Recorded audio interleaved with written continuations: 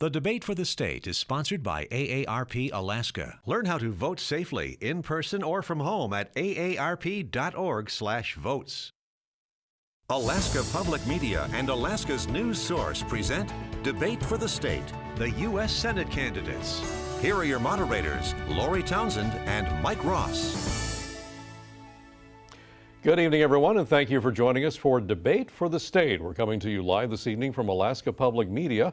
I'm Mike Ross with Alaska's news source. And I'm Lori Townsend. Tonight, we will pose a series of questions to the two major candidates for U.S. Senate, Republican Senator Dan Sullivan and Democratic nominee Independent Dr. Al Gross, who is here in the studio, and Senator Sullivan is joining us remotely from Washington, D.C. Welcome to both of you.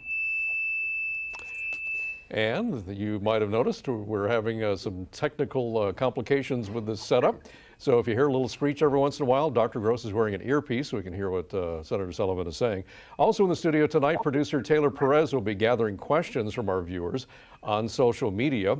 And you'll notice that we're all a little bit distant here in the studio because of the pandemic. We are taking precautions. We'll also feature video questions from one of rural Alaska and one from a young Alaskan here in Anchorage. And be sure to tune into Facebook Live this evening immediately after this program for some debate analysis. All questions and answers will be timed. A single bell will signal 10 seconds left, and the bell will ring twice when the time is up. The candidates will have the opportunity to ask a question of each other during the debate. Candidates will start with a 1-minute opening statement. The starting order was determined earlier by a coin toss. Let's get started this evening. Dr. Gross, your 1-minute opening statement, please. Well, thank you to Alaska Public Media and K2U and to all of you for tuning in. I'm Al Gross, and I'm a lifelong Alaskan, and I am an independent. And as a doctor, I've listened to and taken care of people from Metlakatla all the way up to Noatak. And as a commercial fisherman, I've worked from Ketchikan to Bristol Bay. Alaskans deserve to have a senator that they can trust, and we can't trust Dan Sullivan. In fact, he's about to vote for a justice that will take coverage away for pre-existing conditions. Dan is hurting Alaska, from his support for Pebble Mine to his billion-dollar family company doing direct business with the Communist government of China. Tonight you'll hear Dan say a lot about Schumer and Pelosi, but that's absurd. I'm an Alaskan, and I'm always going to put Alaska first. Unlike Dan, I have a plan to beat COVID, to lower healthcare costs, and to create new jobs. So if you're ready for a doctor who will always put your state over partisan politics, I'm your guy. Thank you. We do apologize for the audio screeching that you're hearing. We're trying to clear that up. Senator Sullivan, if you can hear us, your 1-minute opening statement, please. If you can hear us, your 1 minute.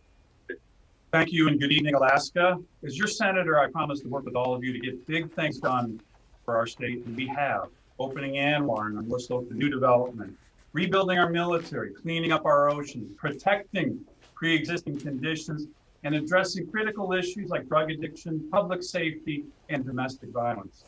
We've made big progress. Now we face new challenges with COVID-19.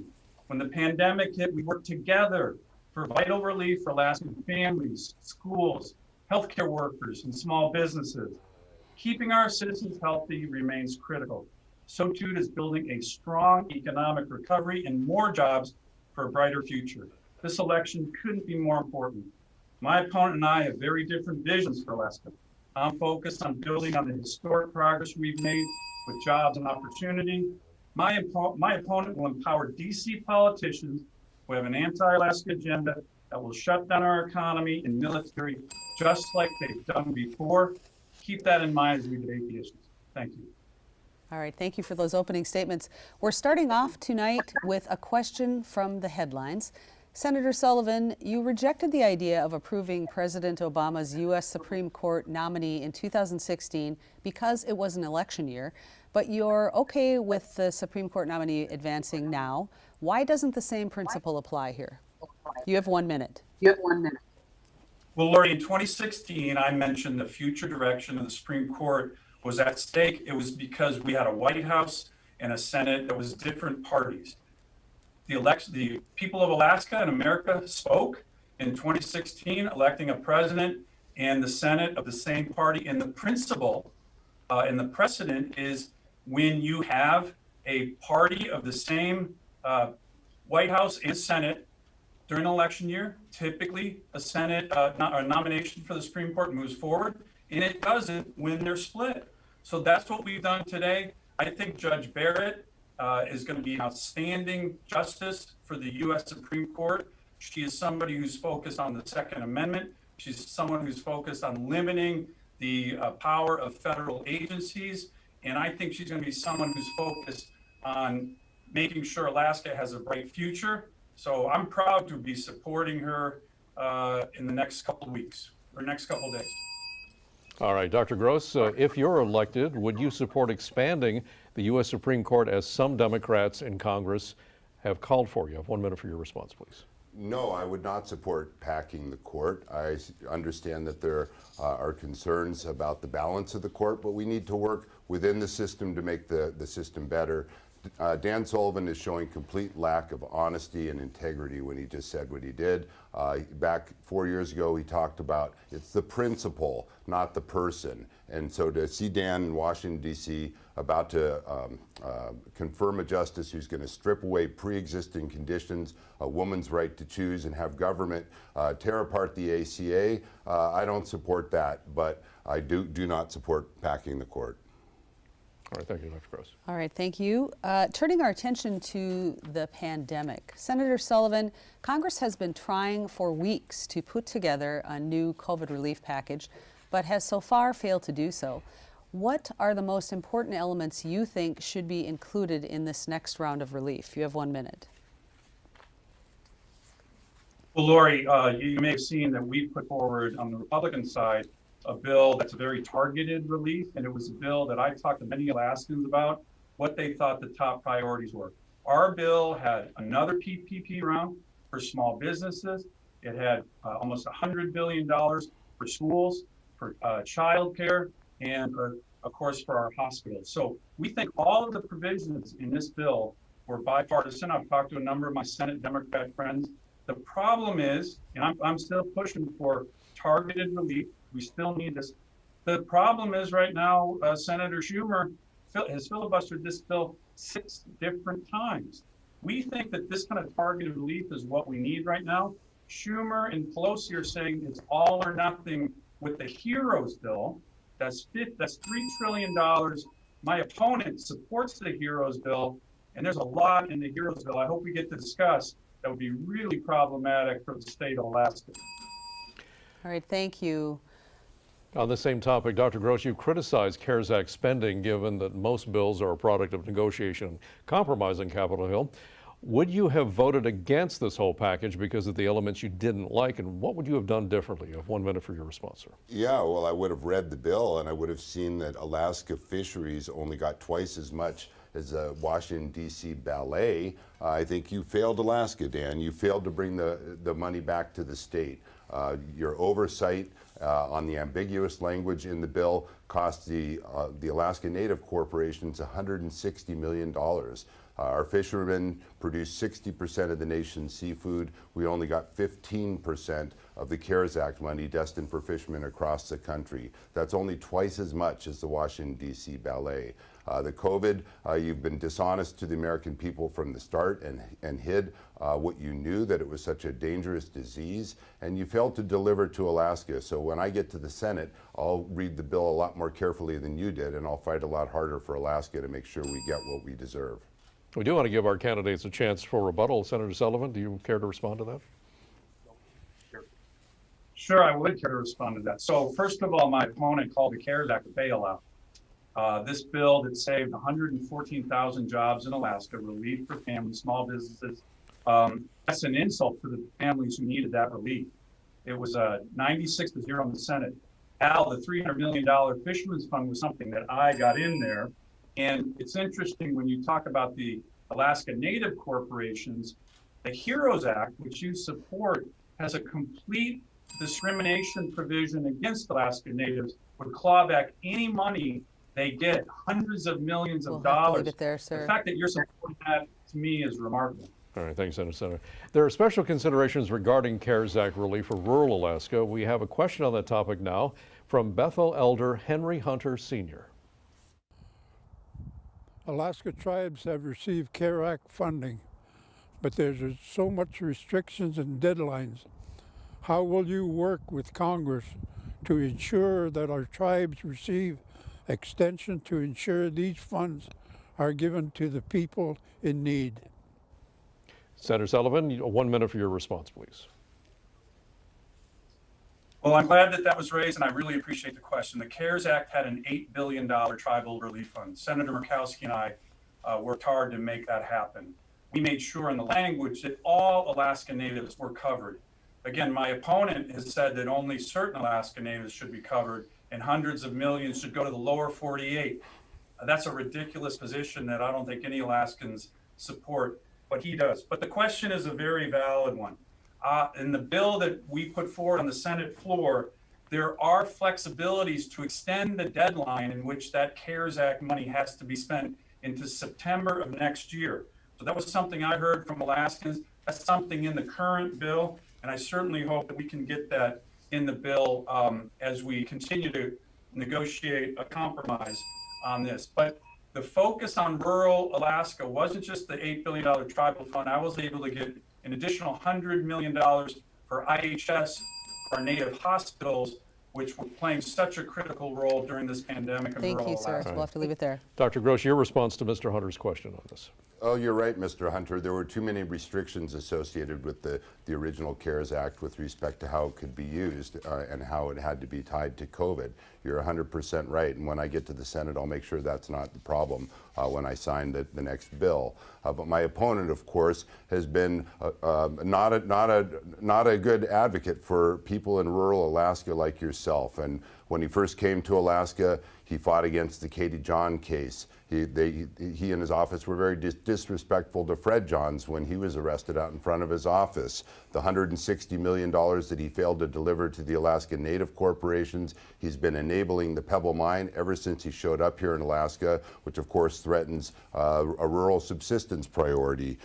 He has failed to address the high rate of domestic violence and sexual assault. It's gone up under his term, not down. And of course, he's trying to strip away the Medicaid expansion, which has helped the tribal health system so much, which was chronically underfunded.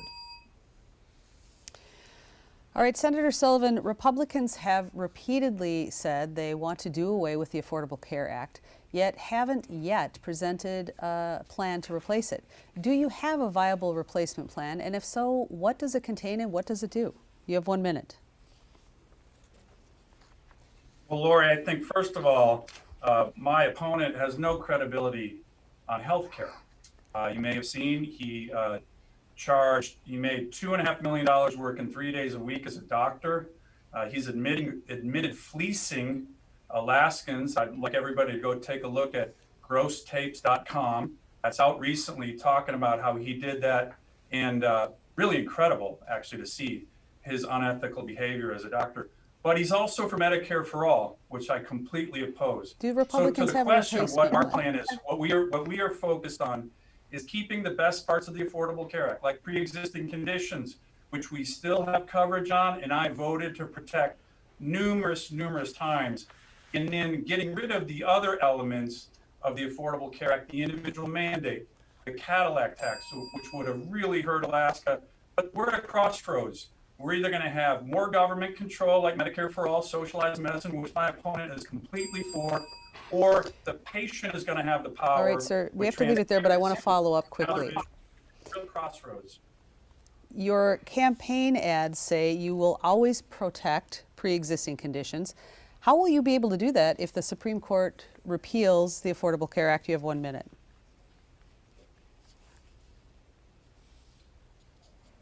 Is this question for me, Lori? Yes.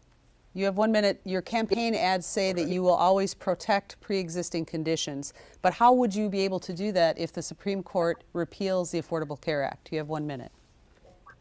The Supreme Court right now is looking at the issue of severability. That's the issue of the individual, whether the individual mandate is unconstitutional, does the whole ACA fall?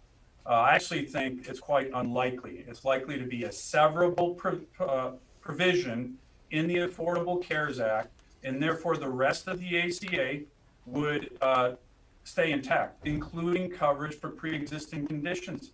in the Supreme Court has said, Justice Roberts has said that the justices look for ways to protect the constitutionality of statutes.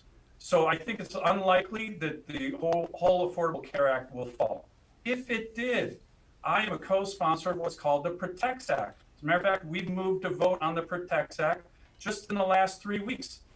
Chuck Schumer, who my opponent has pledged allegiance to, has filibustered that in the last 3 weeks. So in the unlikely event that it's not severable, we would pass the PROTECTS Act to protect pre-existing coverage, and that's how we would do it. Thank you, sir. All right, Dr. Gross, let's talk Gross. about your position when it comes to health care. You wrote an op-ed in the Anchorage Daily News in June of 2017 advocating for a government-run single-payer health care system.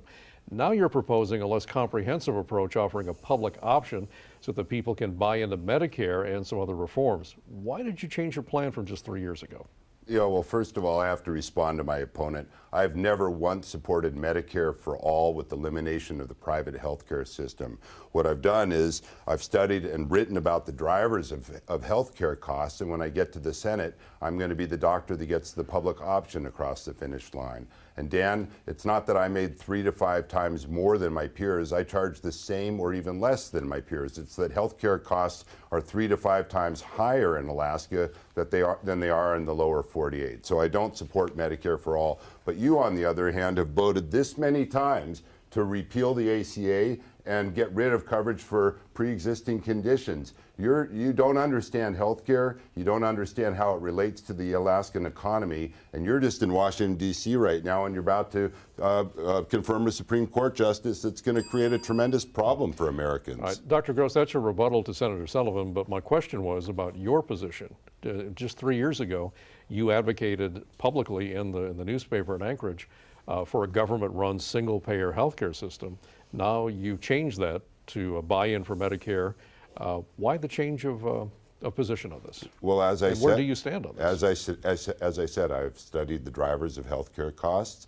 I've written about Medicare for all. I've written about single payers, and I've written and spoken about dueling programs with the public system and a private system. And when I get to the United States Senate, what I think is best as a policy for Alaska and for our country is to have a public option where individuals and small businesses can buy into Medicare at cost, at no one else's expense. That's what I think would work best for Alaska and for our country. As a follow-up to my original question, where does private insurance fit into this? One of the criticisms of the ACA was a lot of people lost the ability to keep their private policies and pick and choose what coverages they wanted. What's your plan for this? Well, we have a healthcare exchange with private insurance as an option on the exchange. I think we should have a public option on the exchange as well to compete with the private system. And many people won't want to switch, but there are a lot of individuals and small businesses in our state and in our country who are being crushed by the high cost of health care. Buying into Medicare will cost a small fraction of what it costs to buy into the private system. And Medicare covers pre-existing conditions, by the way. So I think it'll be a way to create competition in the marketplace and to drive down costs in the private system. All right, sir. All right, thank you for that. Let's turn now to the topic of resource development. Senator Sullivan, you said you intend to make sure the Pebble Mine remains dead. What specifically do you intend to do to make sure that happens, and what can you do to make good on that definitive statement? You have 1 minute. Lori, I just want to very quickly touch on what that exchange on healthcare. My opponent just looked Alaskans in the eye like he did in our Kenai debate and said he wasn't for Medicare for all. That's actually completely false. Go look at thegrosstapes.com. That's the public option. Go look at his op-eds. Go look at his tweets. You got to fess up, Al. Sir, let's move to resource development. I think it's an important issue. Back to resource development. What I have said with regard to Pebble is that Pebble did not meet the high standards that we have with regard to every resource development project in the state. They went through the process. They didn't meet it under the Trump administration. And so I oppose Pebble Mine. I'm against Pebble Mine. If the Corps of Engineers doesn't do their job, then the EPA shall do their job. So to me, an issue that is an important one, but there's a lot of the resource development projects that are being permitted in Alaska And if my opponent empowers the hard So, left in DC, I want to follow up here, none sir. have any opportunity to I'll develop give in our you state. I'll give you another 30 seconds, but I'm looking for specifics about what you would do to make sure that when you say, I promise to make sure the Pebble Mine is dead, what you can actually do to make good on that commitment.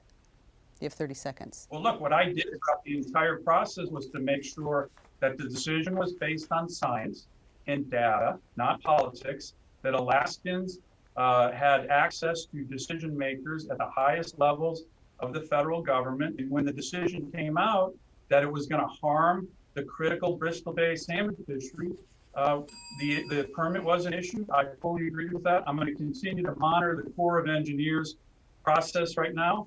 And then if it moves to the EPA where they have the ability for a veto, then I would encourage that. But this Okay, mine is we'll have dead, to leave it there. and I made sure the process worked.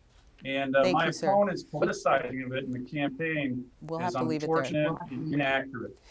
Dr. Gross, Dr. on this Gross, topic. wait, let's give him 1 minute to respond. Dr. sure. Gross, you have a minute to respond here. Thank you, Lori. No one believes Dan for 1 second on the Pebble Mine. He's been enabling the Pebble Mine ever since he came to Alaska and was Commissioner of Natural Resources. He's accepted $35,000 worth of campaign contributions from the Pebble Mine executives and their subsidiaries. The Pebble Mine's lead lobbyist actually sits on Dan's billionaire family's board of directors. He's in the back pocket of the Pebble Mine, and actually the process is the permit. And if you want to stop the Pebble Mine, there are two ways to do it. One is to defund the Army Corps of Engineers, and the other for their process, and the other is to activate Section 404C through the Clean Water Act of the EPA.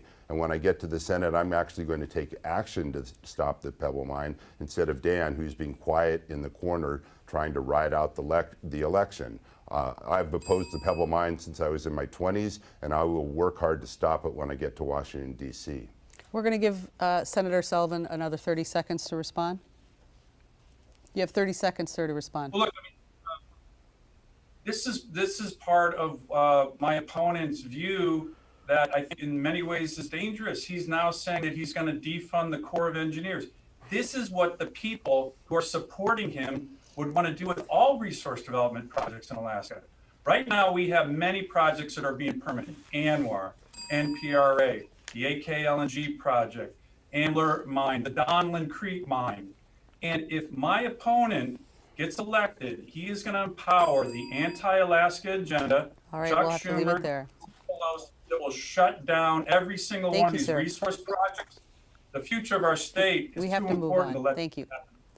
Well, Dr. Gross, on this topic of resource development, if you're elected, you could help ensure that the Democrats have the majority in the U.S. Senate. The great majority of Democratic senators oppose drilling in the Arctic National Wildlife Refuge. You say you're for Arctic oil development, but wouldn't electing you actually achieve the opposite? How would you get other members of the Democratic caucus to see things your way? How do you look Chuck Schumer in the eye and say, I want to drill in ANWR? Well, look, I'm an independent. I'm not beholden to the Democratic Party, and I'm going to caucus with the Democrats because the Republicans have completely failed when it comes to health care.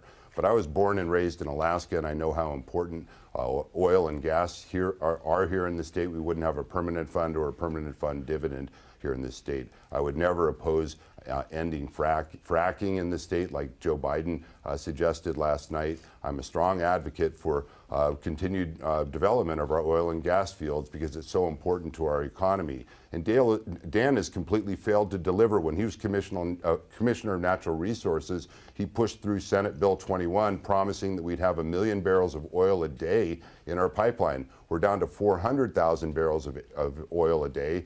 Our state's in fiscal crisis, and everybody's about to lose their permanent fund dividend because of him. He's been a one-man wrecking ball to the Alaskan economy. Senator Sullivan, you have 1 minute to respond if you care to. Look, Mike, you raised, I think, one of the most important issues in this whole Senate race. My opponent is being funded by far left groups who don't care about Alaska. They've dumped $25 million into this race in the last 3 months.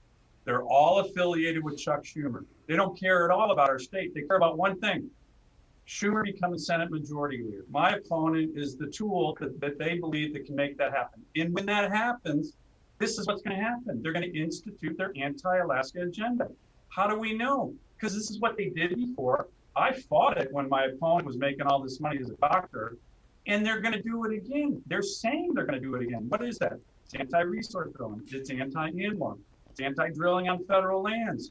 You saw Joe Biden last night. Heck, it's anti-oil. But it's also anti-military. I just debated Chuck Schumer and Bernie Sanders. By the way, my opponent donated to Bernie Sanders on their defund the military amendment. So this is what's at stake. My opponent will empower the anti-Alaska agenda of Chuck Schumer and the Senate Democrats. Senator Sullivan, Leave it that's there, time, And the please. notion to come in and tell him that they're Thank not going to do that, it's All right. ridiculous. He's going to give them the We power. have to move All on. right, Senator Sullivan, we're trying to keep the time balanced here, so let's move on. Now we're going to give the candidates a chance to ask their opponent a question. The format for this will be a 20-second question and a 1-minute answer, and then 30 seconds for rebuttal. Senator Sullivan, you'll ask the first question in this round. Al, you've been caught on tape posting about how you got very rich gaming the healthcare system that fleeced Alaska. I encourage everybody to go to grosstapes.com to see for themselves. It's stunning admissions. To get to your Now question, you sir. apparently regret running a practice that earned you $2.5 million a year, working 3 days a week. Will you be returning the money to Alaskans that you exploited? Dr. Gross, your 1-minute response, please. Well, as I said before, it's not that I was making 3 to 5 times more than my peers. I wasn't. I was making the same, or I was charging the same or even less than my peers. It's that healthcare costs in Alaska for specialists and for hospitals are many times 3 to 5 times higher than the lower 48. That's the problem, Dan. That's why I went back to school to study the drivers of healthcare costs, and why when I get to the Senate, I will be the doctor that gets the public option across the finish line. The high healthcare costs here in Alaska are hurting individuals and small businesses and preventing new businesses from moving to the state. But unlike you, Dan, you voted this many times to repeal the ACA with no plan to replace it whatsoever. You have no plan to cover pre-existing conditions, to lower the health care costs that people are dealing with. I do have a plan, and I didn't create the system. I came home to it, Dan. All I did was come back home to my hometown of Juneau to raise my kids. I walked right into a system that hasn't been helpful to Alaska. Senator Sullivan, you have 30 seconds for rebuttal. Again, Alaskans, go to grosstapes.com. You will see an unethical doctor. It's stunning. Think about my opponent's Senate campaign proposition to all of Alaska. I fleeced you. I know how this rigged system works. I was part of it. Now elect me, and I will fix it. Al, you're like the arsonist running for fire chief. You're like putting Bernie Madoff in charge of financial reform. You have no credibility on health care, and you have been the strongest advocate for Medicare for all. You deny it now, but that's the truth. Gotta leave Your it there, sir. credibility on health care is not existent. Senator Sullivan, thank you. Dr. Gross, it's now your chance to ask your question to Senator Sullivan. Yeah, well, thank you. Dan, you just took a meaningless vote in the Senate to defend the Affordable Care Act. But given that your entire career has been built on tearing down the Affordable Care Act, taking away insurance for people with pre-existing conditions, and stripping health care away from tens of thousands of Alaskans and the Alaska Get your tribal question. health system, how do you expect anyone to trust you on that last vote? Senator Sullivan, your 1-minute response, please. So, Al, like I said, I voted many, many times since I got to the Senate to defend pre-existing conditions, the coverage. They still exist right now. What we did with regard to the ACA was get rid of the worst parts, the individual mandate, which I heard that you and Joe Biden want to bring back. That was a tax on working families.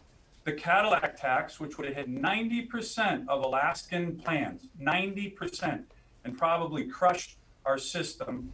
We got rid of that. So these are all things that we think were important, but we're keeping issues like pre-existing conditions, which we still have, and coverage for people who are 26 and under. The key issue, though, on healthcare is we are at a crossroads. You clearly, with the Democrats that you will empower, want more government control, want socialized healthcare. Again, public option. We want the patient to have the power, transparency, no surprise medical billing. Things Senator, like that, that's- which would have have to enabled leave it you there, to Senator. not make so much money on the backs of Alaskans for 2 decades. Can I respond Thank to you. that? Yes, you have Yes, 30 seconds 30 for rebuttal, seconds. Doctor. You know, Dan, you keep talking about who I'm going to empower, but let's talk about what you're empowering by being in Washington, D.C. You've overseen the worst economy in Alaska's history. You're dismantling healthcare. You're supporting the trade war against China, which is hurting Alaska fishermen both by prices and by markets. You're about to strip away a woman's right to choose by confirming a Supreme Court justice who's opposed to it. You're destroying the post office, our social security system. You're certainly enabling Pebble Mine, and you're defunding the native tribal health system Dr. by Gross, it's stripping time, away the Medicaid expansion. Thank you. Thank you, Doctor. Now we'll turn to Taylor Perez, who's monitoring audience questions on social media tonight. That's right, Lori. We are looking for viewer comments on both our Facebook live feed, Facebook and Twitter, and you can join in on the conversation too. Simply use the hashtag #DebateForTheState. Now, this question comes from Matt Moore off of Facebook, a two-part question to both the candidates. Do you agree with the overwhelming majority of scientists that climate change has been caused by or increased due to activities of humans? And how will climate change impact Alaskans in the next 2 to 3 decades? Let's go to Dr. Gross first. Climate change is real, and we have to be very aware of that. And I believe that man is contributing to our changing climate. Our fish are migrating north, our cod aren't hatching. There's no question. When I was a kid, there were huge piles of snow in Juneau. My kids didn't have that same experience.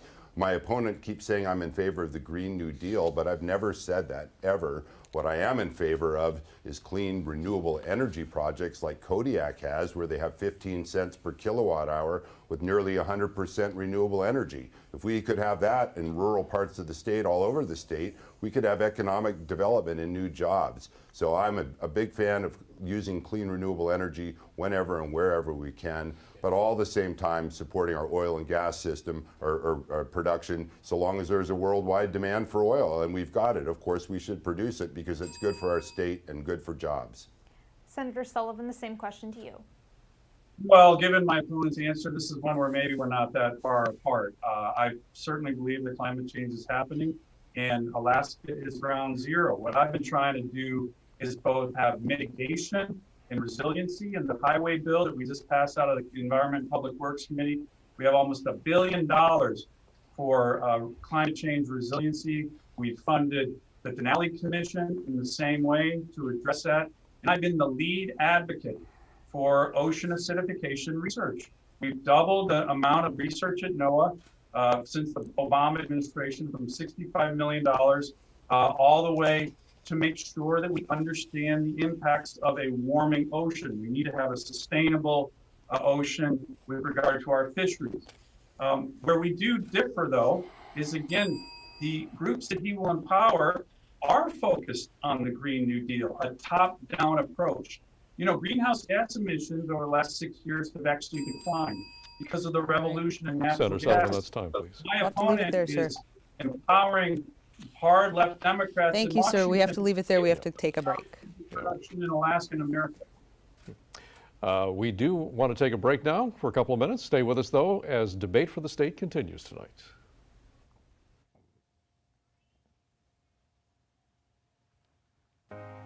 Okay, Alaska, the deadline to register to vote has passed. But if you're over 18 and you get a PFD, chances are you are registered to vote in Alaska. These are the top 3 ways you can vote on or before November 3rd. Number 1, early voting. Most early voting locations are open Monday through Friday during business hours, so you can look up where to vote at the link below and go in and vote. Number 2, absentee voting. October 24th is the last day you can request your absentee ballot. That's the ballot you get if you want to vote from home or wherever you are in the world.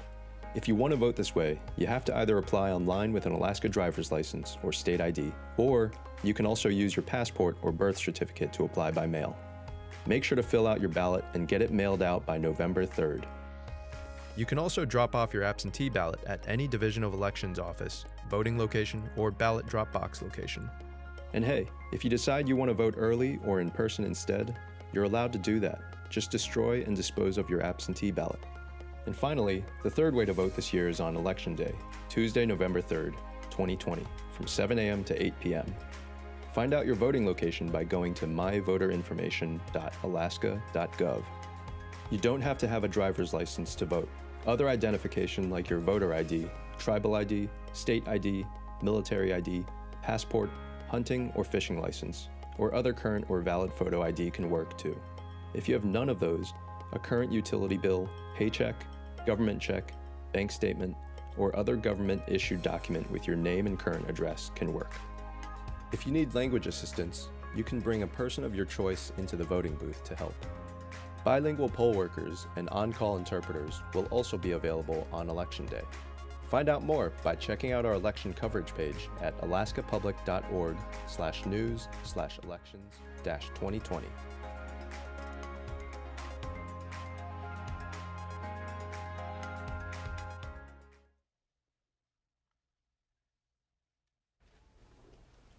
Welcome back to Debate for the State for U.S. Senate. I'm Lori Townsend with Mike Ross from Alaska's News Source.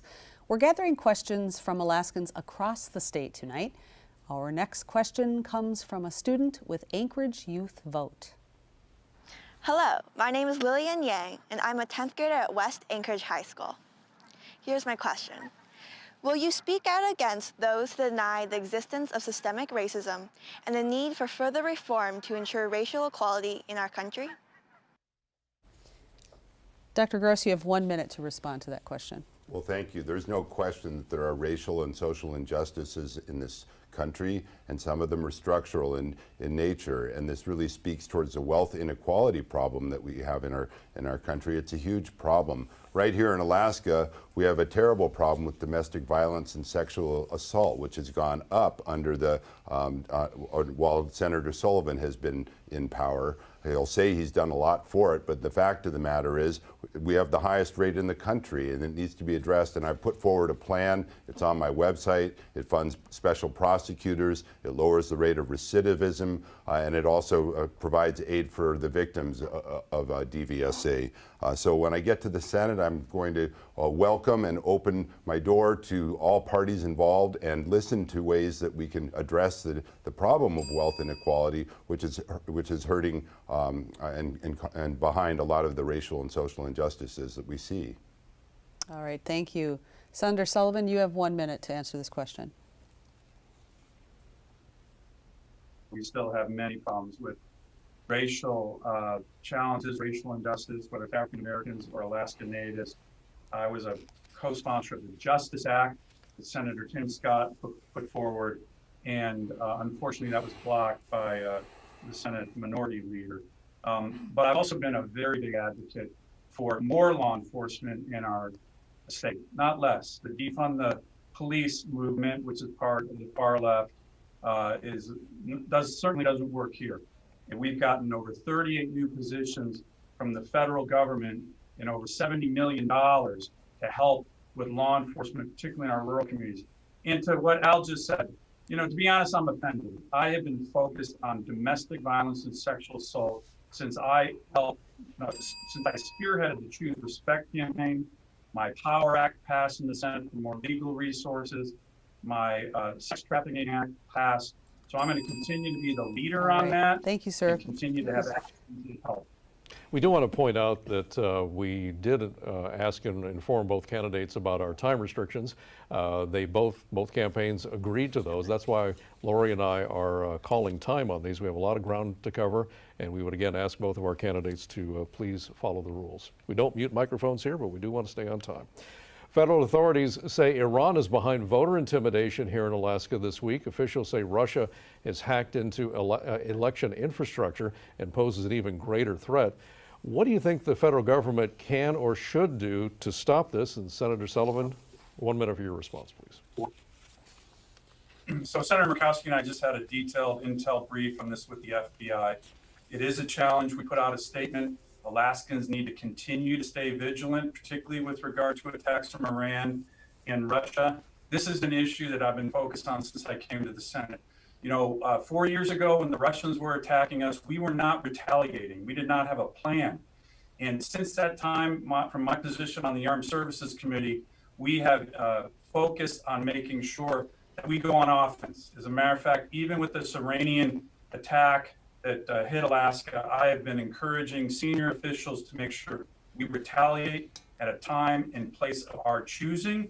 So there is cost to these kind of actions. The Department of Homeland Security is working very closely with every state election official's office. I talked to the Lieutenant Governor today about these issues. We need to stay vigilant, but it is a threat, and we got to make sure we protect our systems, but retaliate when we need to. Senator Sullivan, thank you. Dr. Gross, your 1 minute response to that question. Well, thank you. Senator Sullivan has actually done nothing to make our elections more secure, and is actually standing alongside the president, who is welcoming the Russians to come in and mess with our elections. He's welcoming the president himself to undermine our elections. Election security is actually very critical, and it's one of the biggest things I heard on the campaign trail back before we got shut down on traveling because of COVID. People are concerned, and should be, about outside influence. And when I get to the Senate, I will pass legislation to protect our elections, to make sure that we're not invaded by the Russians, by the Iranians, or the North Koreans, or anyone else, because our votes need to be sacred. All right, thank you, gentlemen. Rural Alaska has a chronic shortage of law enforcement officers. In 2019, Attorney General William Barr declared a law enforcement emergency for rural communities and pledged more than $10 million to help. What else do you think is needed to ensure rural residents have adequate public safety? Dr. Gross, you have 1 minute. Well, they need funding. I just talked about my plan for domestic violence and sexual assault. Dan's right, the VPSO program is very, very underfunded, and it needs more federal funding, and I would fully support tribal sovereignty for addressing some of its public safety issues. We need to work together and be creative to address this really complicated problem. I've spent a lot of time in rural Alaska as a kid growing up in Southeast Alaska and having been all over the state. I understand the challenges, but I'm willing to work with our tribal leaders to try and come up with solutions, because what's happening right now is clearly not working. And under Dan Sullivan's tenure, the rate of DVSA is going like this. When I get there, it's going to go down. All right, Senator Sullivan, you have 1 minute. Well, look, when I was Attorney General spearheading the Choose Respect campaign, which I'm still very, very passionate about, I put forward a goal, a vision, that every community in rural Alaska that wants a law enforcement officer should have one. This is what people have in the lower 48, and it's what we should have in Alaska. I've not wavered on that position at all as a U.S. Senator. As a matter of fact, it was Senator Murkowski and I who invited Attorney General Barr up here. He came for almost 6 days, and since that time, he has become a huge advocate. As I mentioned, close to $70 million directed to our state, 38 new positions. That is action that we have taken. I've also been very focused on the domestic violence issues, but also the missing and murdered Indigenous women issues. Fortunately, we have Assistant Secretary of Interior Tara Sweeney, who's leading that effort, but I'm going to continue on all of these efforts until every community that wants one in rural Alaska gets one. Thank you. The issue of political independence has been a hot button topic in both of your ad campaigns. Dr. Gross, you are running as an independent. You're the Democratic nominee, yet you've said in the past that your values are to the left and that you would caucus with Democrats if you're elected. Why should Alaskans believe that you are an independent and not really a Democrat? You have 1 minute, please. Because I am an independent. I grew up in the most bipartisan relationship Alaska's ever seen between my father and Jay Hammond. My dad was a Democrat, Jay Hammond was a Republican. I'm just an Alaskan, I'm beholden to Alaskans, and that quote was taken out of context. I said some of my values are to the left and some of my values are to the right, and that's true. And I'm a whole lot more fiscally responsible than Dan Sullivan has ever been. He gave tax cuts to billionaires like his brother and his father and nearly doubled the national deficit in the process. I believe in a strong and enforceable immigration policy with secure borders. I'm not about to take away anybody's guns or ban anybody's weapons. I'm going to caucus with the Democrats because the Republicans have completely failed when it comes to health care. And I'm a very strong believer of government staying out of people's personal lives, unlike my opponent, who is about to strip away a woman's right to choose. Are you going to tell men when they're allowed to die too, Dan? Senator Sullivan, would you like to respond?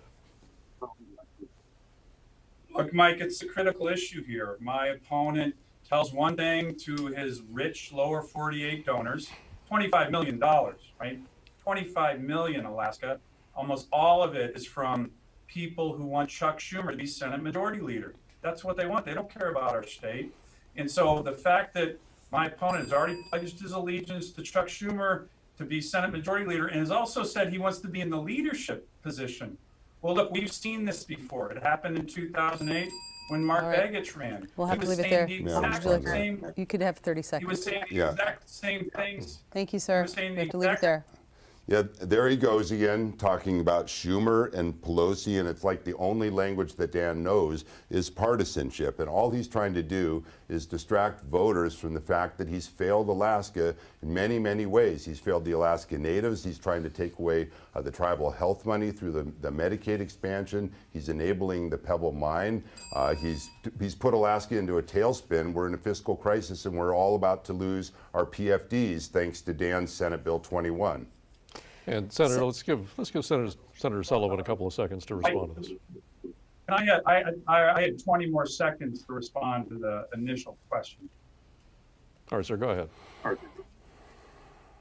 And so the point is, with regard to what happened in 2008, Mark Begich said the same thing. And look what happened. Harry Reid became Senate Majority Leader, and they did exactly what they will do now. They shut down our state. They shut down our resource development opportunities. They cut our military. They went after our Second Amendment. That's the agenda that my opponent will empower if Schumer becomes Senate Majority Leader, and he's pledged allegiance to Schumer All to right. do that. I have a question for you, Senator Sullivan. Senator Lisa Murkowski has often gone against the GOP and President Trump on key issues. Do you feel more pressure to support the Republican leadership in the Senate because of those things? You have 1 minute. Well, look, I have a great relationship with Senator Murkowski, and she and I work together on all the key issues with regard to Alaska, whether it's Second Amendment, resource development, rebuilding our military, the King Cove Road, the ANWR, the Tongass. I mean, we have made so much progress on key things that relate to our state. By the way, I know Al refers to her frequently, but Senator Murkowski has endorsed me, and she's actually publicly called out my opponent for his dishonesty. So I vote with my party when I think it makes sense. But remember, if you're not voting with the party, you're voting with Schumer. And whether it's on gutting our Second Amendments, all the ANWR votes that he tried to bring to the floor, the votes against Alaska Natives in the CARES Act and the HEROES Act.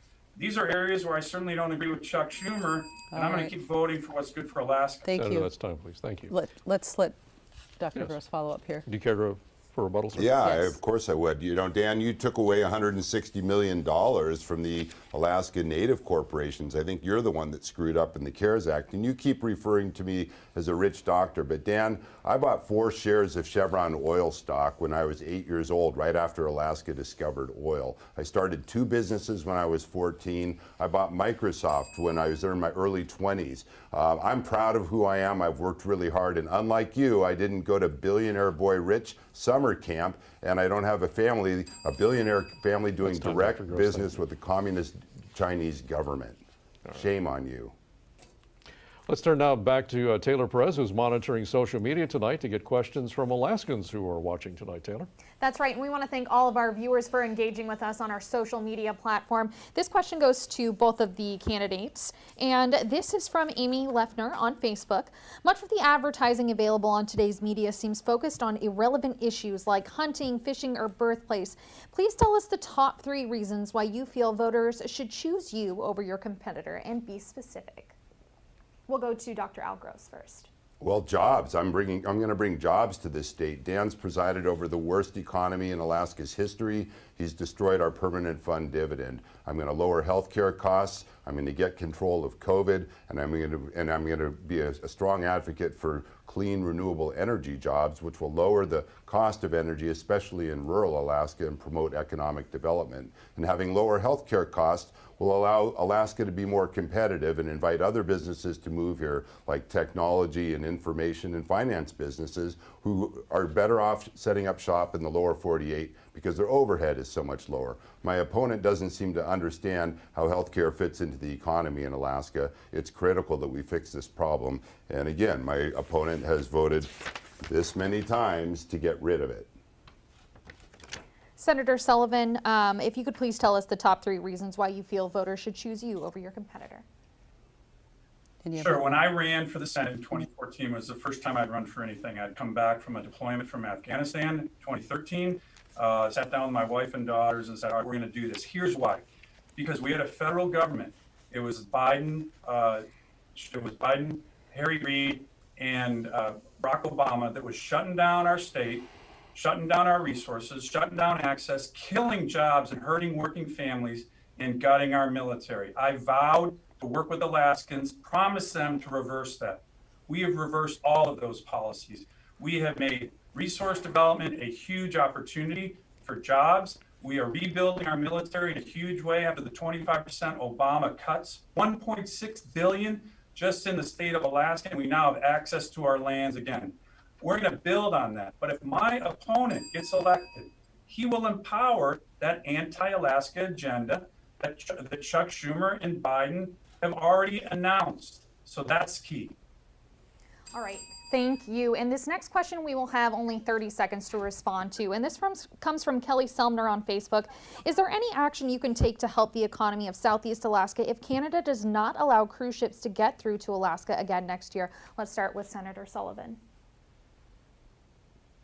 Yes, we can work I've already talked to the Canadian ambassador recently about this very issue. So we're already making progress on that. But we can also work with regard to federal law where we can have an exemption to enable our cruise ships to actually bypass Canada. It's not the Jones Act exemption, it's another exemption, but we're looking at that. We had a discussion with the cruise ship industry, but here's something else. I want to make sure that we have a competitive tourism industry. My opponent has been talking about putting more taxes on the tourism industry. It won't help our state. Dr. Gross, same question to you. 30 seconds. Yeah, well, first we need to lower healthcare costs and encourage other businesses to move to our state. That's number 1, and number 2, and number 3. So many jobs have gone virtual because of the COVID pandemic, which is really just getting started. Only 2% of Americans have tested positive, and we've already lost 220,000 Americans as a result of the pandemic. This is going to be going on for a long time. There are a lot of opportunities for virtual jobs, which would especially be great in rural parts of the state. So we need to expand internet to parts of the state that don't have access to it. All right. All right, thank you. It's time now for our lightning round. Many of these are yes or no questions. Others will have 20 seconds or so for response. And this first question will have a 20-second response. Should the Electoral College be abolished? Why or why not? You have 20 seconds to answer. Dr. Gross, let's start with you. No, I don't support abolishing the Electoral College. As I said before, I believe working within the system to make the system better, but I don't support getting rid of it. All right. Senator Sullivan, 20 seconds. No, I don't support it at all with Vern, Alaska. And but again, all of these things are on the table. Elizabeth Warren's talked about this. If she gains power, they'll look at it. They're looking at packing the Supreme Court. Again, all of these issues are on the table if my opponent empowers Chuck Schumer. Our next lightning round question: should oil leasing be allowed at Teshekpuk Lake in the National Petroleum Reserve, Alaska, as the Trump administration has proposed? Senator Sullivan, you have 20 seconds. Well, look, I'm just glad that we are leasing and developing NPRA again. The Obama administration took half of it off the table. And again, they'll do that again if they get power. That's what I'm talking about, the anti-Alaska agenda. I think we should be able to develop NPRA responsibly in any area that meets the high environmental standards that we have for our entire state. That's time, Senator. Dr. Gross. I support oil production in the NPRA and in ANWR. I believe it can be done responsibly. But unlike my colleague here, or Senator Sullivan, he's failed to deliver on oil production. And with SB 21, he promised 1 million barrels of oil a day. We're at 400,000 barrels of oil a day. You failed Alaska, It's Dan. time, Dr. Gross. Thank We're you, going to sir. have to go to the close. Yes or no, gentlemen? How do you plan to vote on ballot measure 1, which would boost oil taxes here in Alaska? Dr. Gross, 20 seconds, please. I will definitely vote yes. I'm sorry, that's a yes or no question. So, Senator Sullivan. No. All right, sir. All right. One last quick question here. Yes or no? How will you vote on ballot measure 2? Senator Sullivan. No. Dr. Gross? I'll vote yes. All right. All right, it's time now for closing statements from the candidates. We again flipped a coin, and Senator Sullivan, you will go first. You have 1 minute. Well, thank you, Lori and Mike. And as your U.S. Senator, I've had the honor of working with Alaskans to help realize our enormous potential. As I mentioned in 2014, I promised to reverse the policies of DC politicians who were shutting down our economy, killing jobs, and gutting our military. Working with all of you, we've kept that promise. Like tens of thousands of Alaskans, I also serve in the military as a U.S. Marine. We and our families understand the ethos of service above self. Unfortunately, my opponent has lived the opposite creed, self above service. The Gross tapes, go look at them, clearly bear this out. We're at a crossroads. The strength of our recovery and economic future will depend on this election. My vision for Alaska is one of opportunities for all, where the federal government is a partner and we can build on the significant progress we've made. I will also continue to fight the anti-Alaska agenda that my opponent would empower. Together, I'm convinced our best days are ahead. All right, thank you, sir. Dr. Gross, 1 minute. Well, thanks again to all of you for being here this evening. This campaign has been about one simple thing. Who can you trust to put Alaska first? Ever since Dan Sullivan showed up in Alaska, things have literally gotten worse. We have the highest healthcare costs in the world. We've lost our ferries. Our university and schools are being cut instead of growing. And now oil demand and prices are low. And our tourism industry is suffering badly because Dan's failure to address COVID. Dan has had 10 years in Juneau and DC to bring jobs and economic growth to this state. But he's wasted his opportunity. Instead, he's enabling the Pebble Mine and his other corporate donors and has been trying to take away and dismantle our healthcare system right in the midst of a worldwide pandemic. It's time for a change. Alaska deserves a senator who not only understands your issues, but has lived them. So if you're ready for a doctor who cares, who will always put our state over partisan politics, then I'm your guy. Thank you. That concludes Debate for the State for 2020, but stay tuned on Facebook Live for a post-debate analysis program hosted by Rebecca Palsha and Liz Ruskin. We do want to thank both of our candidates for participating tonight, Senator Dan Sullivan and Dr. Al Gross. Election Day is November 3rd, and we encourage every Alaskan to get out and vote and have your voices heard. For Alaska's news source and Alaska Public Media, thank you for joining us. Good night. Good night, everyone.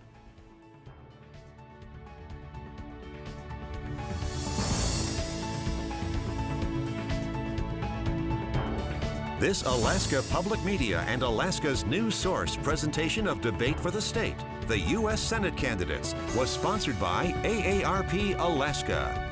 Learn how to vote safely, in person or from home. Alaska Public Media presents Debate for the State.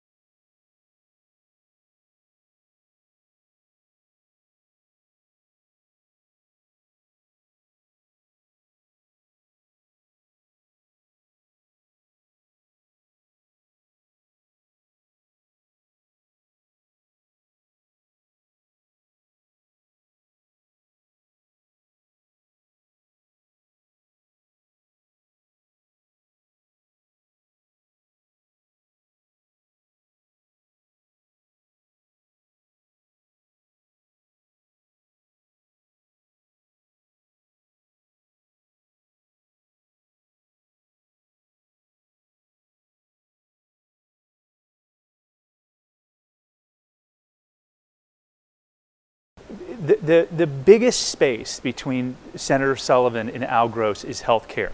When you look at the polling numbers, even amongst independents, Republicans, Democrats, protecting pre-existing conditions, protecting health care is the #1 concern, like 80% among independents alone. However, when you look at how independents look at him and Sullivan in a head-to-head match, he's only winning that group by 4 or 5 points. So he really tonight, what he needed to do when he showed up was hammer home that health care message, because that is the one area that Senator Sullivan is the weakest on. And you could clearly see that in the debate, because when Al Gross went on the offense about health care and health care costs, especially the number of times that Senator Sullivan has voted to repeal the Affordable Care Act. I mean, we all remember that amazing drama-filled night when John McCain, who had just been diagnosed with a brain tumor, came to the floor of the Senate and cast the deciding vote to save the Affordable Care Act. Sullivan had voted to get rid of it. So when Gross is on the offense with regards to health care and providing health care to Alaskans, making it affordable and taking on some of the institutional challenges that we have here in Alaska with making health care more affordable, he's at his strongest. When you look at Sullivan, that's when he's at his weakest. You could really tell he started to withdraw because he doesn't have a clear answer for that. And I think if Gross would have just kept pounding that home tonight, everything pivots to healthcare, right? Pebble Mine, no Pebble Mine, but the need for a good working force, for a good workforce with affordable healthcare, right? Good education, good healthcare, good jobs need good healthcare. Those are the kinds of things, and I thought one of the key things that he hit on, but didn't hit on enough, is the cost of coverage in Alaska. I mean, when you say a doctor makes 3 or 4 times, you have to recognize that the cost of health care in Alaska is multiples higher than the lower 48. I mean, Anchorage, Kodiak, Fairbanks, Juneau, 4 of the most expensive healthcare markets in the country. So naturally, doctors are going to get compensated more and people are going to pay more. But at the end of the day, it was healthcare. And I think he got halfway there, but that has to be his closing message in the next 2 weeks, because that's where he's going to get the most space. You know, one thing I thought that kind of struck me for both of these candidates is they both are hammering home the corporate donors that both of them are receiving. You know, Les, what is your take on that? Do you think that the public cares about how many dollars are flowing into these races? We all know that there's outside money. I can't tell you who's getting what, but I can tell you that as a legislator, I spoke to Dan Sullivan about the decision that allows unlimited corporate money to be spent in Alaska, and that was Citizens United in 2010.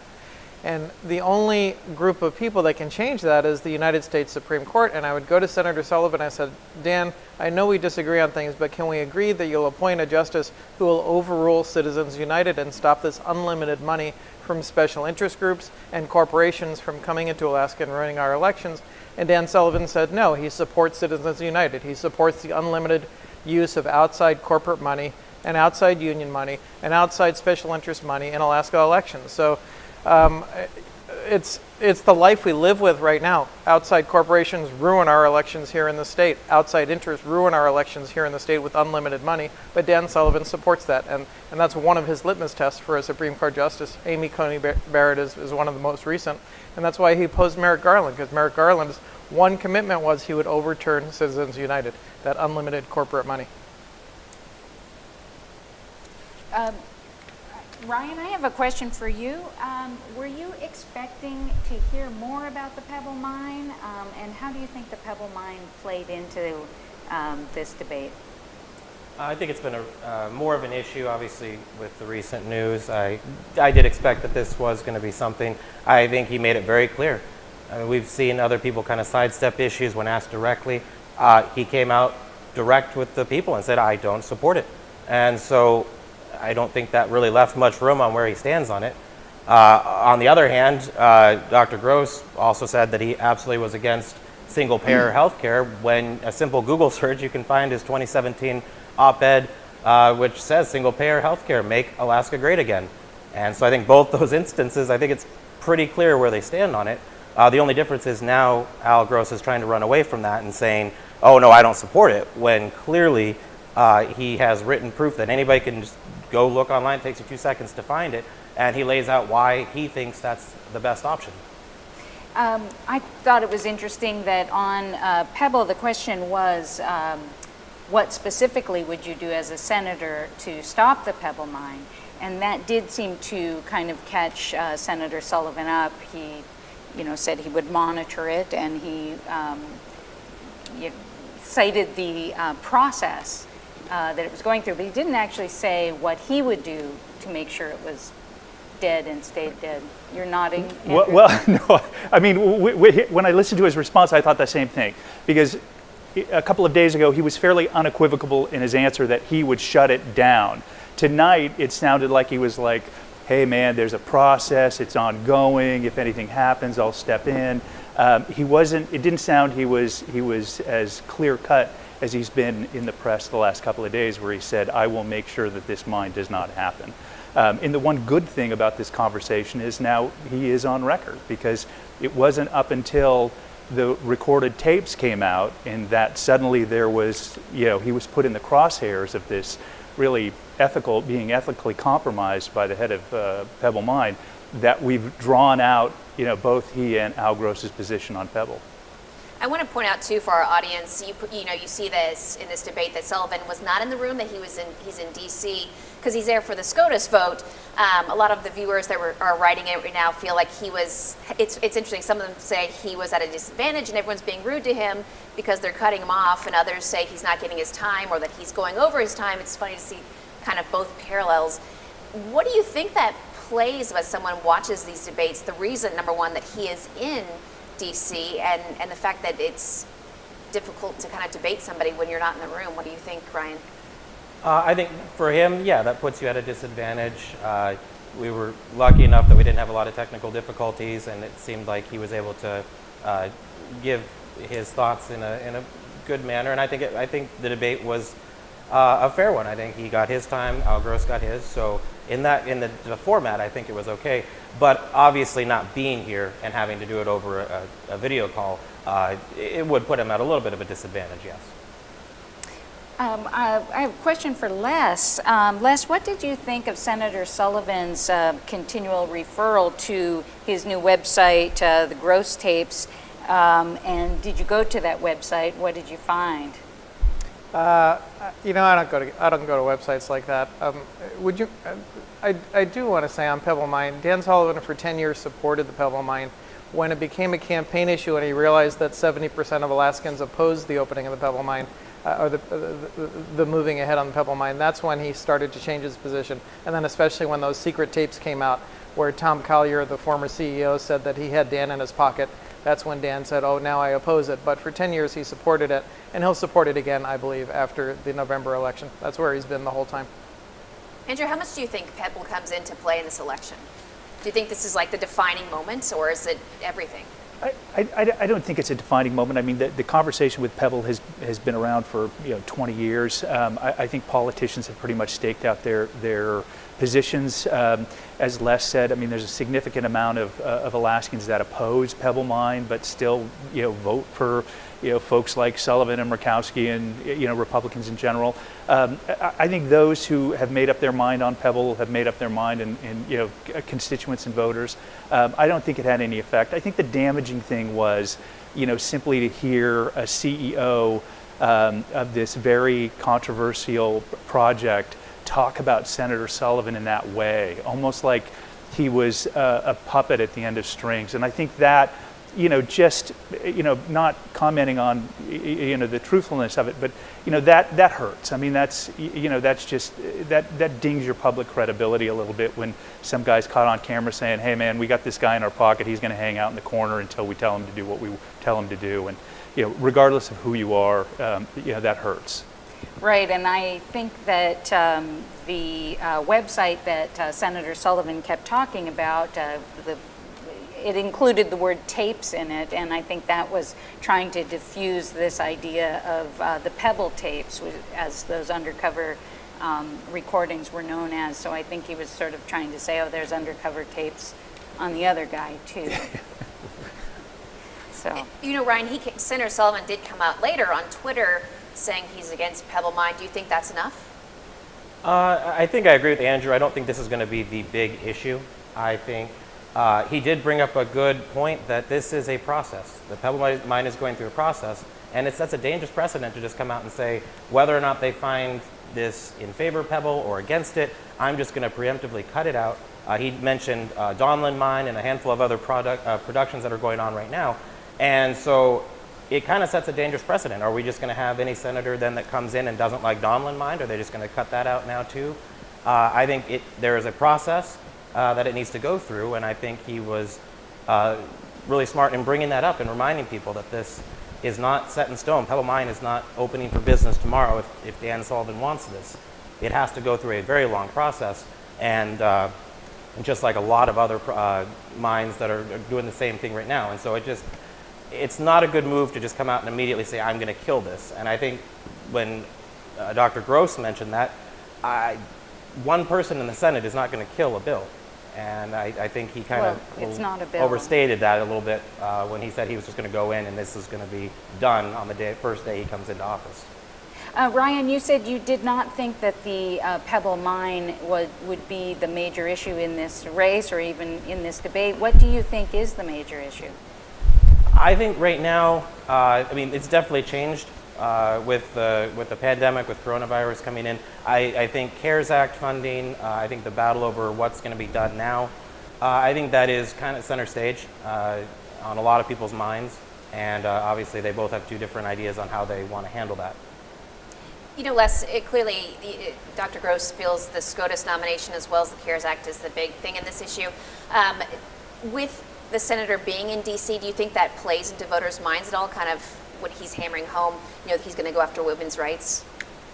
I don't know about him being in D.C. I don't know the answer to that. What I do know is that the lawsuit that Senator Sullivan has supported is to get rid of all of the Affordable Care Act, the whole thing. That's what the lawsuit is, and that's what the Supreme Court is going to decide. We don't know how they'll decide it, but for Senator Sullivan to say, oh, you know, I bet you they'll just tinker with it. How does he know that? And he just appointed a Supreme Court justice who's hostile, or he just said he's going to appoint a Supreme Court justice who's hostile to the Affordable Care Act. And that act does three things. It doesn't just protect you if you have a pre-existing condition. It also gets rid of what used to be fake cancer coverage. So insurance companies said, yeah, we'll cover you for cancer, but when your costs reach $1 million, you have no more coverage. The Affordable Care Act says you can't do that anymore. You have to cover somebody's condition. And it also said, if you have a child up to age 26, we keep you on your parents' health care plan. Those are things that are all going to disappear, that Dan Sullivan has voted against. And he ran 6 years ago saying repeal and replace, but he never came up with the replace part. So when this thing disappears, that's 20 million people without health care coverage during a pandemic. He's never come up with the replace part in 6 years. And I would have to add, I personally believe that in any congressional or senatorial race, there should be a written rule where if you name Schumer or Pelosi, you have to pay $1 into some kind of a fund that goes to charity. Enough with the boogeyman tactics, right? I mean, how many times did Senator Sullivan bring up Chuck Schumer's way and Chuck Schumer's name in kind of a boogeyman way? I mean, I counted at least a half dozen. But yet the one bill for the Affordable Care Act that he did vote for was sponsored by Schumer. I mean, so on one hand, we're going to make Alaskans afraid of Chuck Schumer and Nancy Pelosi and, God forbid, the outsiders, right? But on the other level, when I need political cover, so when I campaign, I can tell people I actually support the Affordable Care Act, I'm going to vote for a bill that's not going to get anywhere because I know it's not eventually going to pass. And that bill is going to be Chuck Schumer's bill. So, I mean, again, I think the health care issue is the one area where he is incredibly weak on, and where when you look at the polling, that could be the definitive issue in this campaign. Sullivan is certainly strongest on those things he's experienced and he's done in his life. His military career, he's strong on the military, the resource development, strong on resource development. But it's that healthcare area that I think Alaskans, look, I got to be honest with you, as an employer, as an employee, I'm more concerned about my premiums than I am about Nancy Pelosi, right? And when people look out every day and there's no answer coming from D.C., we're left to kind of make sense of it. Yeah, Ryan, Senator Sullivan tried several times to make an issue of how much money Dr. Gross made as a surgeon. He brought it up a lot. You are associated with Americans for Prosperity. Do you think that that line of argument was effective and appropriate? I think he's making a point that he did when he was able to, he took advantage of the system. And I think when he's talking about the high costs, a lot of the reasons that we have high costs is because of the insurance companies. When the Affordable Care Act went through here, we lost a lot of healthcare providers. We were down to one provider. So to come out and say the Affordable Care Act is this amazing thing and we need to bring it back and we need to double down on it when we literally had providers leaving the state because of it, it honestly tells me he doesn't know what he's talking about. And when he prides himself on being a medical expert, but he's saying all these things, and then he's again promoting the single-payer health care, and then later on now running for office saying, no, I don't want that. Again, it doesn't really leave me thinking that he actually knows what he's talking about. Ryan, I have a follow-up. Doesn't Americans for Prosperity support the open market when it comes to health care? And shouldn't there be nothing wrong with a surgeon charging as much as he can?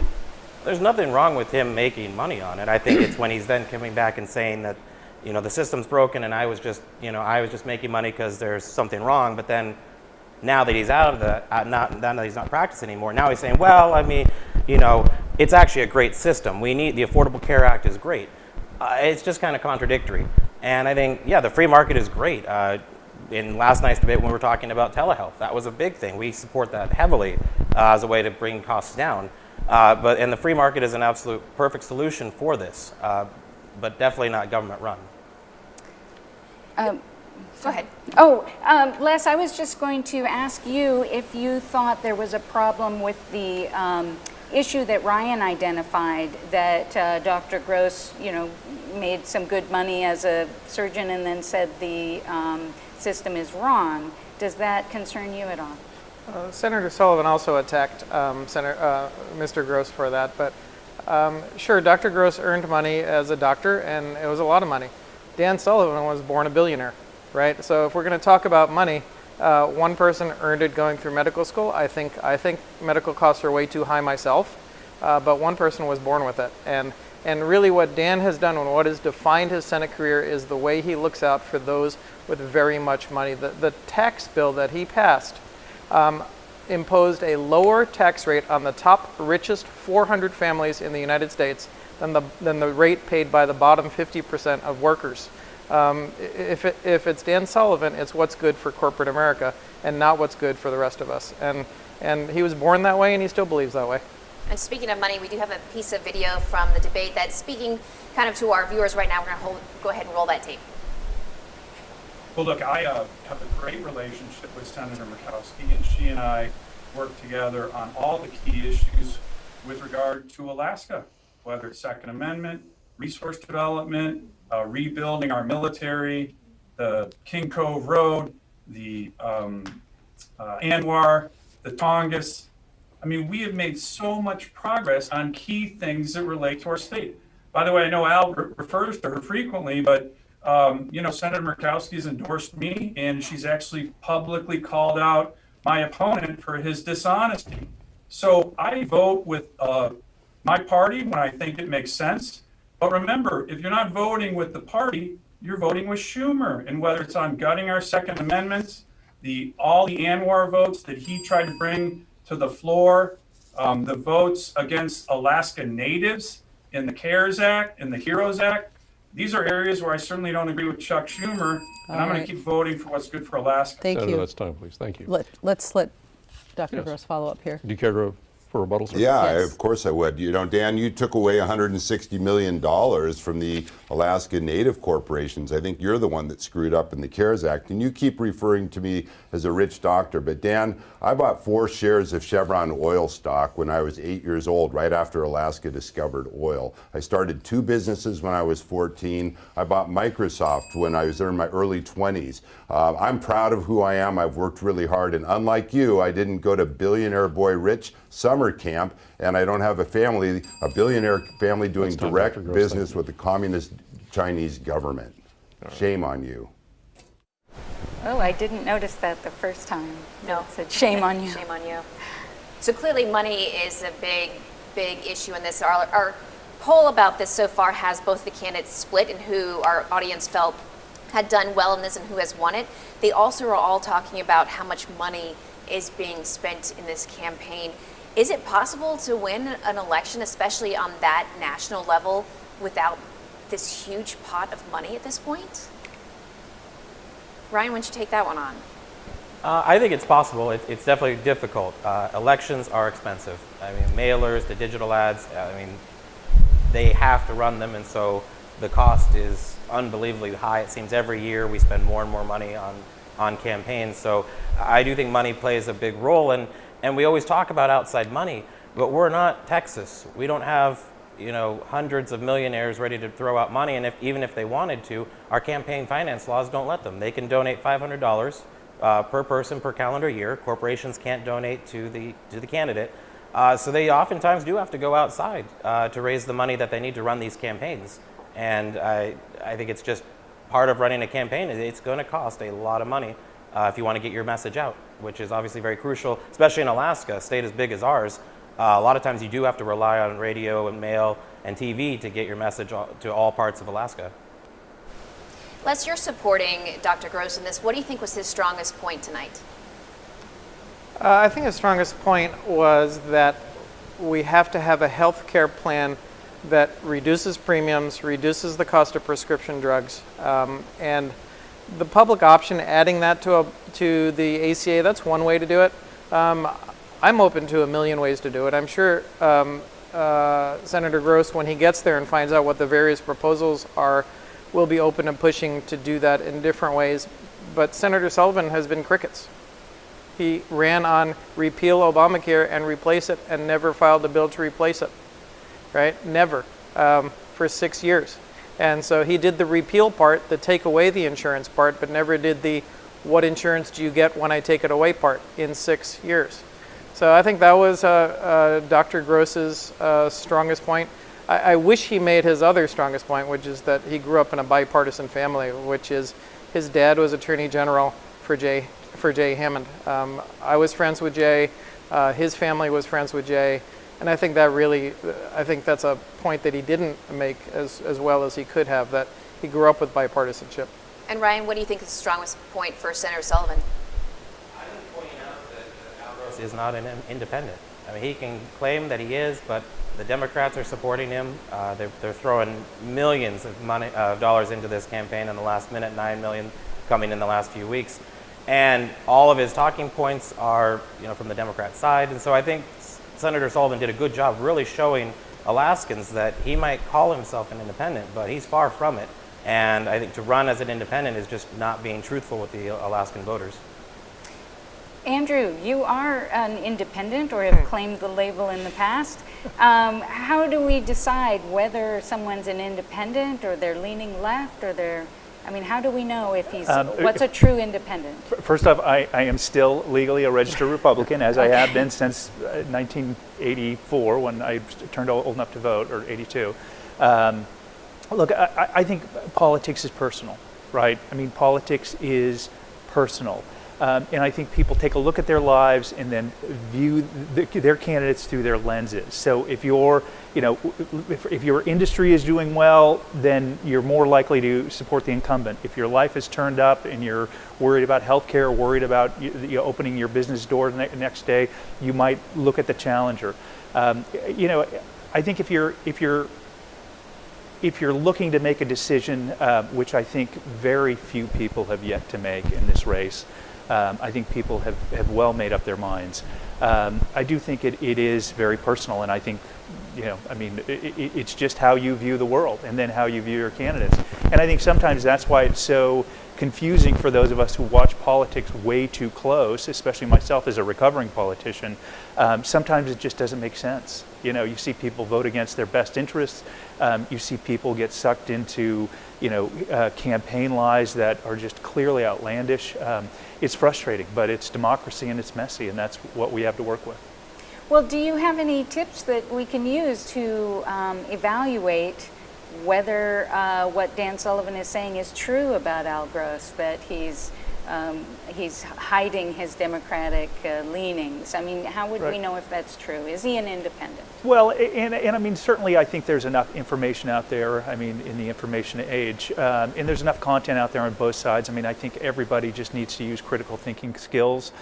You know, certainly there are websites that are going to be set up by partisan groups and others by other partisan groups.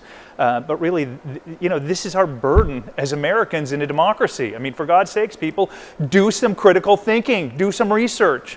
I mean, and you know, good research. Really good research. I mean, you know, we complain all the time about, you know, politics in general, but it doesn't change unless you change the players. And you know, one of the things that is going to be an impediment to good democracy moving forward is Citizens United. I don't care. I am telling you right now, there is way too much money in politics. Every campaign cycle, there are new ways where it filters into the system. It reminds me of back in the 70s when a Supreme Court justice said that, you know, regulating campaign money is like stopping water flowing through rocks. I mean, you know, in what we're doing is we're getting such a high level of distortion in disinformation through these ads. It's depressing, and it really is going to rely on Americans and their ability to critically think about candidates and issues. Nancy Bale on Facebook says, lots of sticky issues barely get discussed in these debates. I still wonder what the candidates' positions are on Alaska tribes versus native corporations when it comes to the receipt of the CARES Act funding. I guess, you know, everyone has their talking points and we kind of stick to the same sort of topics that are important to Alaska in these debates. Do these debates change anybody's mind, Les? I think, well, look, if you come in with that with an open mind, yeah, I think people listen. If you come in just cheering for one side or the other, which many of us do, then of course they're not going to change a mind. But I think Andrew is right. You have to study the issues if you're undecided, right? And the debates help it a bit that way. I mean, we know from the debate that that Al opposes the Pebble Mine, that Dan supported it and now suddenly opposes it. We know from the debate that Al believes in improving the Affordable Care Act. We know from the debate that that Dan Sullivan still hasn't had a plan to replace the Affordable Care Act that the lawsuit tries to eliminate. But you know, people heard what they wanted to hear in the debate. I think it was informative for people. Yeah, Ryan, what do you think debates do for voters? I mean, what do voters get out of these sorts of events? Are they just theater? I think they really do get a chance to listen to them, get to think on their feet. I think they both started with opening statements that seemed to be prepared. But it was nice to see at the end they were definitely going, you know, kind of off the cuff. They were forced to answer questions they might not want to have actually answered. Some, you know, there was some sidestepping, there was avoiding. So I do think it's a good place to really let voters kind of see them have to really do some critical thinking, like Andrew said, and really prove their points, defend their positions. And while I agree with Les, some people definitely come in with a preconceived notion. They know who they're going to vote for. It's not going to change. Alaska has more undeclareds and nonpartisans than registered Democrats and Republicans. So I do think it's just the nature of Alaska to not really go towards one party or another. So I'd like to think that these debates have a chance to change some minds, and that people, like Les said, you know, do come in with an open mind and are actually interested in hearing what each of the candidates have to say. And I think there's an important point also to add on to these debates, because you know, this is the second night that we've done these debates, and the messaging on both nights from both incumbents has been to invoke, you know, the Schumer, Pelosi, you know, radical left agenda. I mean, I'm going to tell you this right now. This act is wearing thin. I mean, you look at Anchorage, and actually Al Gross is polling 5 points ahead of Dan Sullivan in Anchorage, right? I mean, the state is changing. The demographics are changing. There's an out migration. There's a different in migration. I mean, the state is changing. And that messaging of making Alaskans afraid of everybody else in the country is not going to work for much longer, because you're going to have far more Alaskans wondering how, you know, where their next paycheck's coming from, and how they're going to afford health care, and where the economic opportunities are, and they're really just simply not going to buy into this boogeyman messaging. And it's disappointing to see, because you have two incumbents that should be running on their record They should be making you feel good about what they've done during their term, not make you afraid of boogeyman who have as much to do with Alaska as the price of tea in China. Yes, they have a vote on Alaska issues, but the core ideas and the core leadership that the state needs from our U.S. Senator and our U.S. Congressmen, are leaderships in more ways than just being partisan. Ryan, I have a question for you. How do you think the top of the ticket affects this race? I think it definitely, being a presidential year, will favor Senator Sullivan. The military is obviously going to be turning out big for President Trump. And so I think having some attention with the national presidential election will favor Senator Sullivan. What do you think, Les? I'm not so sure the military is going to turn out in favor of President Trump. He criticized John McCain for being a prisoner of war and said that was the act of a loser. I didn't appreciate that, and I don't think that if you're a military person, you appreciate that. I don't think John McCain's wife appreciates that, and that's why she's supporting Joe Biden. So I don't think the military vote can be taken for granted. I have no idea what it's going to be, I think these candidates are going to be weighed based on who these candidates are. Unfortunately, also based they're going to make their decisions, unfortunately, on some of these sort of multi-million-dollar ads that you see because of Citizens United, which I think is the biggest pox on American democracy that there is, and Dan Sullivan supports it. And before we leave tonight, I want to give each of you a chance to kind of tell everyone your takeaways. I'm going to start with you, Les, and we'll go around.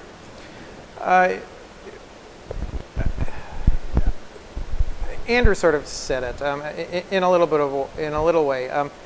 When Andrew was in the majority and when I was in the majority, you didn't see it in the newspapers. But if you're independent-minded in your majority, you tell the members of your party that they're full of stuff, and you don't agree with them, and you tell them you're not going to agree with them.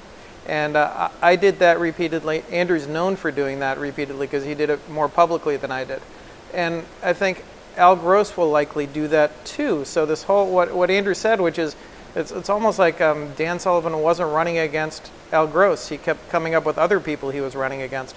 But what Al, I believe, will do, which is what Andrew did, and which is what I did, which is I said to my party members, look, I don't agree with you. And you're not going to get me to do that. And I think where he does not agree with them, like on ANWR, he supports opening ANWR. If there's a member that doesn't support opening ANWR, he's going to tell them, I'm sorry, I don't agree with you. And I know Al to be strong enough to do that. Andrew was strong enough to do that. I did that inside my caucus. And Ryan, your turn. I think Senator Sullivan did a good job defending his position, showing that he has been an effective leader. I think Al Gross put out a lot of false claims. His biggest, it seemed like, according to Dr. Gross, Dan Sullivan's the worst human being in the entire world. He just kept making these little attacks on him. It's ridiculous when he claimed that Senator Sullivan is the reason that we're not going to get a permanent fund dividend. Everyone knows, and the numbers don't lie. Look at the production increased under Senate Bill 21. And because of that, more money went in, and so our permanent fund dividends were bigger. And so to falsely claim that Senator Sullivan's the reason that we're not going to get it is just another claim, much like the fact that he's opposed to single-payer health care when he's actually for it. I think he didn't help himself because a lot of those things are easily proven to be wrong. And so I think looking at the takeaway from this is that you really do have to fact check everything he says, because a lot of times he's not telling the full truth. And I think Senator Sullivan did a good job proving that he's been an effective leader, and that if we send him back again, he'll continue to do what's best for Alaska. And Andrew, you get the final word. Sure. I thought Senator Sullivan showed up tonight. I think he did exactly what he needed to do. He was strong on resource development, strong on the military. His one weakness, obviously glaring weakness, is health care. Al Gross, it is tough to be a first-time candidate, let alone the first-time candidate on the primetime ticket of running for U.S. Senate. I thought he did a good job. At the end of the day, I still think when the votes are counted, I think Senator Sullivan gets reelected. And it is my personal belief that whether you're running a company or representing constituents, there are always moments of opportunity. And I hope Senator Sullivan, through the last several months of very tough campaigning, in these grueling debates recognizes that healthcare is his ultimate weakness, and it also is an incredible hurdle in growing the economy in this state. And I hope that there is a moment of opportunity where if Senator Sullivan is reelected, that he will go back to Washington and actually try to improve health care rather than tap dancing around it. All right. I want to thank the three of you for your time tonight. It's been great to have your insight. On behalf of Liz Ruskin and myself, for Liz with Alaska Public Media and Alaska's News Source, thank you so much for your time this evening.